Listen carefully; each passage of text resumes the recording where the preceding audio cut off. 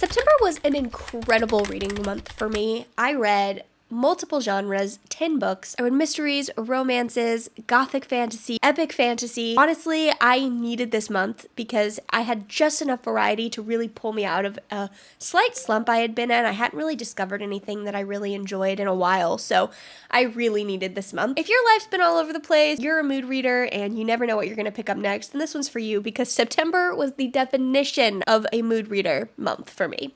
None of my books that I read in September were below 3 stars, and that is a huge deal. Bailey was snoring. Hi friends, welcome back to my channel. I'm Charity, and if you're new here, I post cozy reading vlogs and honest reading reviews and recaps so that you can find something new to help you fall back in love with reading or find a new book that you absolutely love. Let's talk about the 10 books I read in September. Books with a lot of feelings and a lot of thoughts, so let's get into it. We also have my sweet puppy Bailey, who is just cuddled up and cozy. I'm in my comforts hoodie because it is cold outside. It's finally getting chilly. And I couldn't be happier about this turn of events, so I definitely wanted to talk about books because the mood outside is giving. Let's sit down and talk about books.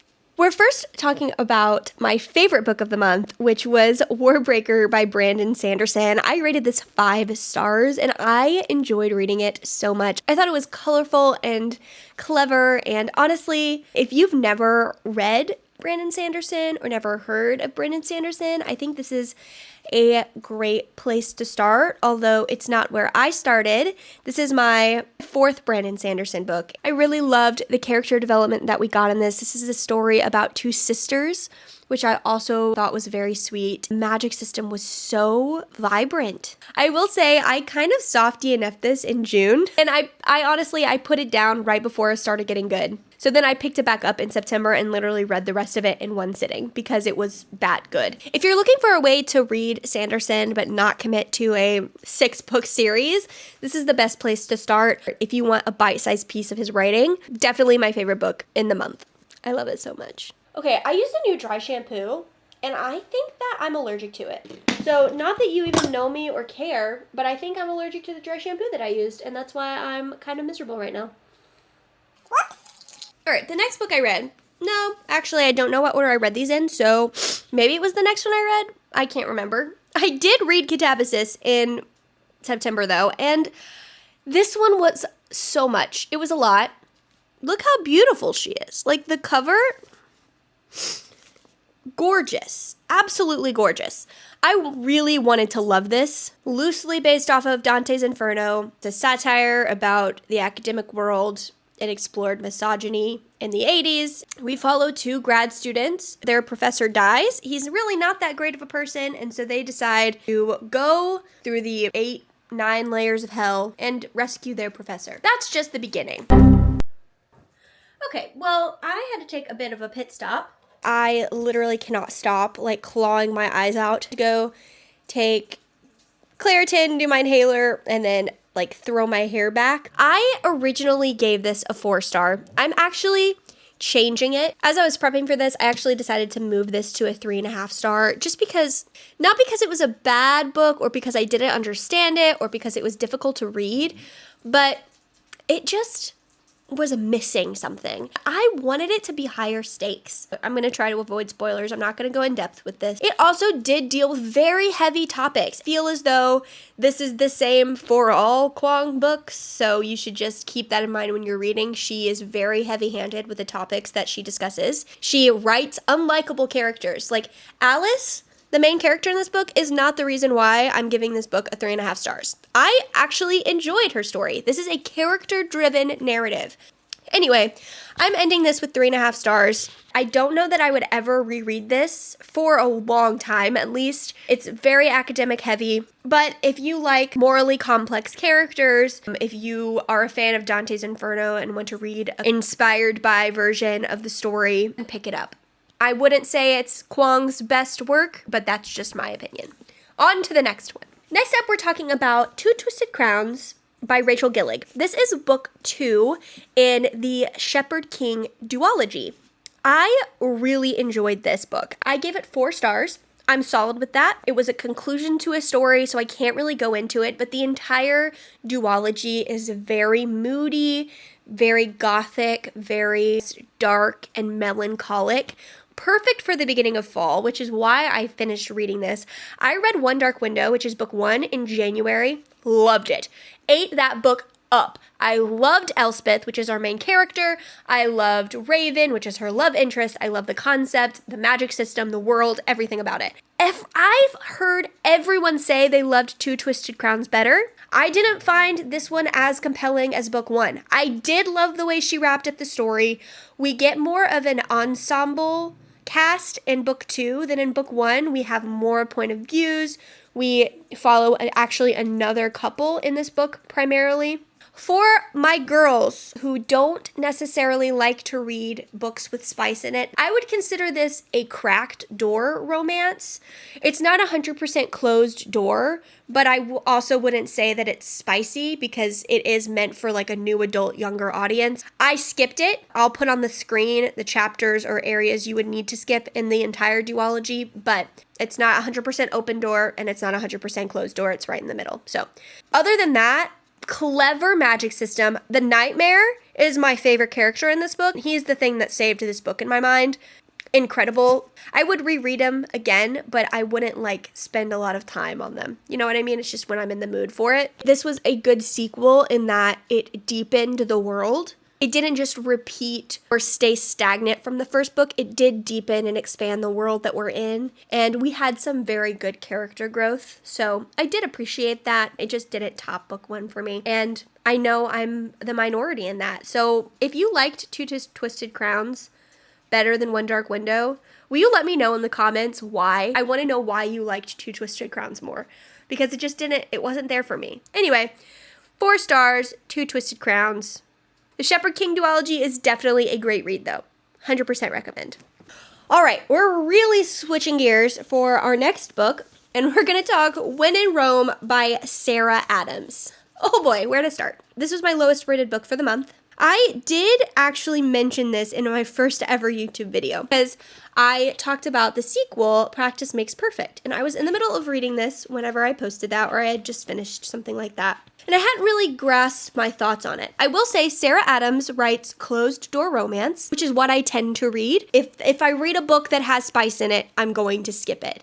It's just my personal preference. I don't like reading spice. So I did appreciate that this was a closed door romance. The thing about this, though, I felt like the characters were a bit underdeveloped and shallow. Honestly, that was really disappointing to me. I wanted so much more depth out of our characters. There was so much room for Amelia and Noah to just blossom. I was really disappointed in this. If you've never heard of this series, this is the When in Rome series. This is book 1 in an interconnected standalone series. And we follow Amelia and Noah. Amelia is a pop star who runs away a la Roman Holiday, the Hepburn movie. The story is basically that, with a happy ending. Amelia runs away from her life to Rome, Kentucky, meets Noah, a local pie shop owner who's heartbroken because he had a past relationship fail from a woman who lived out of town. They both know they shouldn't fall in love with each other, and yet they do, and it is their love story. It's a great, lighthearted, don't really think about it read.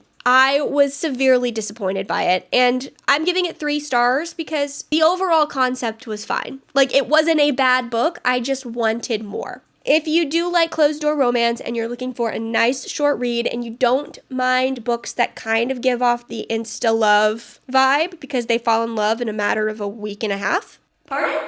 2 adults. We're not going to talk about it. When in Rome, if you like just a nonchalant book you don't have to think about. It was a good palate cleanser. I think I just maybe wasn't in the mood for it. When in Rome by Sarah Adams. This is the last physical book that I have, and this was an unexpected surprise. We've got Falling Like Leaves by Misty Wilson. I really love this book, okay? I gave it 4.5 stars. It's just so cute. It also has beautiful fall sprayed edges. Perfect fall read. This is a small town young adult romance. Quintessential fall. We have cozy fall activities. We have a cat cafe. Small town. Seniors in high school doing a bunch of fall senior and high school events. Hay rides. We've got pumpkin patches. We've got pumpkin carvings. It's just very fallish. Aside from the settings, we follow Ellis, our main character, who is a senior in high school. Her parents separate, and she moves to Bramble Falls with her mother, where Ellis's aunt and cousin lives.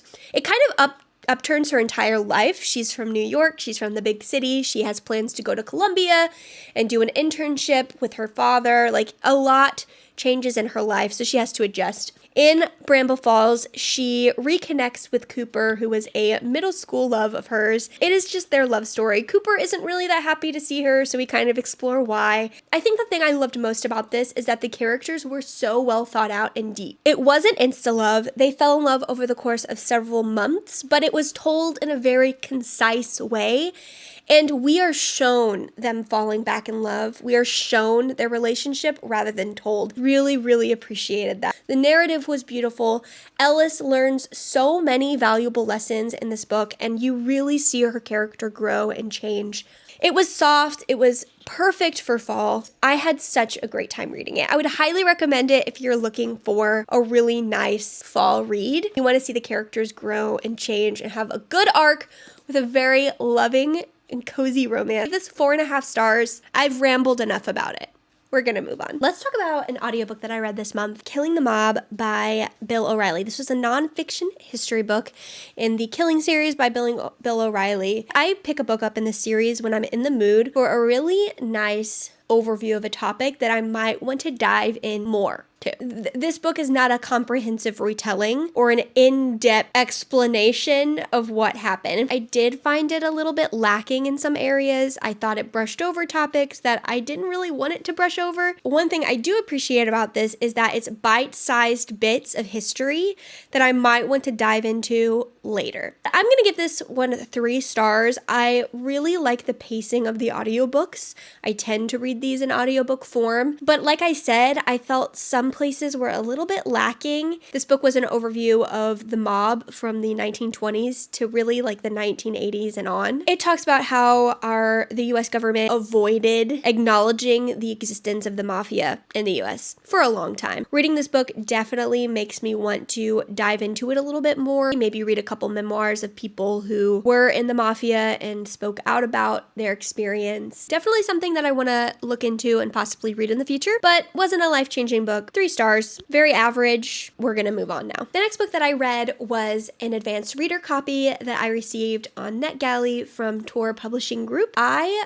wanted to love this. I requested this because I was very intrigued by the cover and very intrigued by the explanation of the story. It's called The Poet Empress by Shen Tao. It's, from what I understand, a standalone debut fantasy. It's a character-driven narrative, which I eat up every single time. We follow our main character, Wei. The concepts are what I loved. It was lyrical, a magic system based in poetry, palace and political intrigue. And I will say the description says it's a dark fantasy. I underestimated the darkness. I wasn't expecting a romance, so I wasn't disappointed in that. It is not a romance. Okay, so don't go into it thinking that. I didn't either. It asks the question, if you come from nothing and you're suddenly given power, how would that change you? What would you change about yourself to hold on to the power? I will say it had a twist at the end that I wasn't expecting, but overall, I didn't enjoy reading this book. It was incredibly dark. Honestly, it just left me feeling upset, and I didn't like that feeling, and so I gave it 3 stars. Probably won't post much about it on social media. It does come out in January, so I'll do a blurb closer to that time, but it wasn't a book that I would platform a lot. I will acknowledge that I read it, and if you do like dark fantasies, not dark as in the mood is dark, there's torture, there is questionable things happening all over the place. Yeah, it was very dark, and I didn't enjoy it reading it at all. So I gave it 3 stars because the story and the characters were beautifully written. The prose was beautiful. Phenomenal author. I will say that. Like, I would be interested to see what she publishes in the future. This was my personal preference, not my jam. Great prose, though. That's why I gave it a 3 stars and not something less, because it wasn't a bad book. It is my personal preferences caused me to not really enjoy reading it. That was The Poet Empress by Shen Tao. All right. We're going to end this on a very high note. So we're going to talk about the Lady of Letters series by Mary Winters. Y'all. Yeah, This series is so cozy. It has wonderful mystery. It is set in London during the Victorian era. We have the season, we have the ton, we have debutantes, and our main character, Amelia Amesbury, is a countess who writes under the pseudonym Lady Agony. She writes an advice column that London is just enamored with. In the first book, Murder in Postscript, one of her readers writes to her and says that she has witnessed a murder, asks to meet her in person. Amelia has to kind of dive into this mystery world. One of my favorite things about this series is that in book 1, we don't have build-up to who Amelia is. We are kind of dropped into her world. She already knows who she is. We're introduced to her as the reader, but she just continues on with her life, and we get to witness her being herself. There's no build up to her first investigation into this mystery. It is well stated that she has done investigations before. She's pulled her friend Kitty along with her on these shenanigans when they're investigating corrupt business or something like that as Lady Agony. I absolutely loved that we were just dropped into this world and getting to meet these characters who are so endearing and just so deep already. And then we're dropped in the world where she starts solving mysteries, and we meet another character whom I adore. His name is Simon Bainbridge. He is a Marquess who is friends with Amelia's late husband. Amelia is a widow. We get so much depth to these characters. Yes, the mysteries are incredible. I thought she did a great job with the twists. They were just high stakes enough to be suspenseful, but not stressful, which is why it is a cozy mystery series. So we've got Murder in Postscript, which is the introduction to Amelia. We learn who she is. And the end of Murder in Postscript sets us up perfectly for book 2, which is Murder in Masquerade. We have the same charm, but there's so much character growth from book 1 to book 2 because there's less buildup. We have an opportunity to see Simon and Amelia get to know each other better. I love these characters so much, and we get so much from them in the second book. In this series, the characters just continue to get better and better. I skipped book 3 just because I wanted to read the last book, Murder in Matrimony, before it was released because I did receive it as an ARC from Severn House and NetGalley. Murder in Matrimony was at 100% 5 stars for me. This book has stuck with me. This series has stuck with me since I read it a couple weeks ago, and I cannot stop thinking about it. Like, I'm genuinely obsessed with these characters, and I love that the stakes were higher in this mystery, and yet it was still the same characters that we love. And of course, there is a specific ending that makes me really happy. I'm not going to spoil it, but it just made me so happy. I think another reason why I loved this series so much is that it is formulaic. We know she's going to be a murder. We know she's going to solve it. We just don't know the how or the why. For someone who can be an anxious reader at times, there's not predictability in the plot, but there's predictability in the formula. That was incredible to me. And another reason why it is a cozy mystery. I would highly recommend the Lady of Letters series for my no spice girlies. There is no spice, but there is so much yearning. There is so much swooning. I listened to the first 2 books on audiobook and then read Murder in Matrimony and ebook. All of them were great experiences. I read Murder in Matrimony quite literally in one sitting, in one day. It was so fast-paced and gripping. I rated Murder in Postscript and Murder in Masquerade 4 stars, and then Murder in Matrimony I rated 5 stars, and I'm going to give the series as a whole a 5 stars because this will be a comfort read for years to come. Well, those are the books that I read in September. A total of 10 books, really a little bit of everything. Reading doesn't have to be the same. Reading doesn't have to be boring. You can mix it up whenever you want, and I really just love that. If you're still here, thank you so much for watching. Tell me in the comments what your favorite September read was. If you're looking for some good recommendations and reviews or some cozy vlogs, subscribe and join our little corner of the internet. We're just getting started, and I have so much more content to share with y'all every Tuesday. I hope I see you here next week. I love you so much, and happy reading! And that was Warbreaker by Brandon Sanderson. I rated this 5 stars, although it took me 91 days to read it, which is insane.